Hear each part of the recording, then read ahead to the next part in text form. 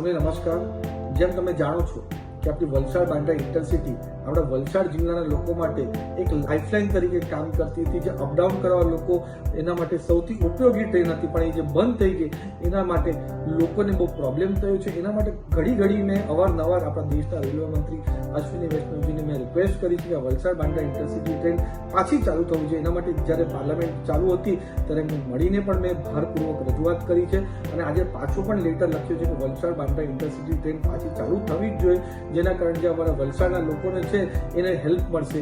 એની સાથે સાથે આપણું વલસાડ જિલ્લાનું વડુ મથક આપણું વલસાડ રેલવે સ્ટેશન છે, એમાં પણ આપણી વંદે ભારત ટ્રેન અને શતાબ્દી ટ્રેનને સ્ટોપેજ મળે એના માટે ભારપૂર્વક રજૂઆત મેં અશ્વિની વૈષ્ણવજીને કરી હતી પાર્લામેન્ટમાં દિલ્હીમાં। અને સાથે સાથે હમણાં આજે પાછો મેં લેટર લખ્યો છે ને જે આપણા દેશના રેલવે મંત્રાલયમાં સૌથી ઉચ્ચ અધિકારી જે આ ડિસિઝન લે છે કયા ટ્રેનને સ્ટોપેજ આપવું જોઈએ, કઈ ટ્રેન ક્યાંથી ચાલુ કરવું જોઈએ, એ પ્રોગ્રામિંગ આખું જોઈએ છે, એમને પણ મેં વાત કરી છે અને ભારપૂર્વક રજૂઆત કરી છે કે અમારા વલસાડ સ્ટેશનને જે અમારું વલસાડ જિલ્લાનું વડુ મથક છે ત્યાં વંદે ભારત અને શતાબ્દી ટ્રેનનું સ્ટોપેજ મળવું જ જોઈએ। એની સાથે વલસાડ બાંદ્રા ઇન્ટરસિટી પણ પાછું ચાલુ કરવાની ભારપૂર્વક રજૂઆત કરી છે।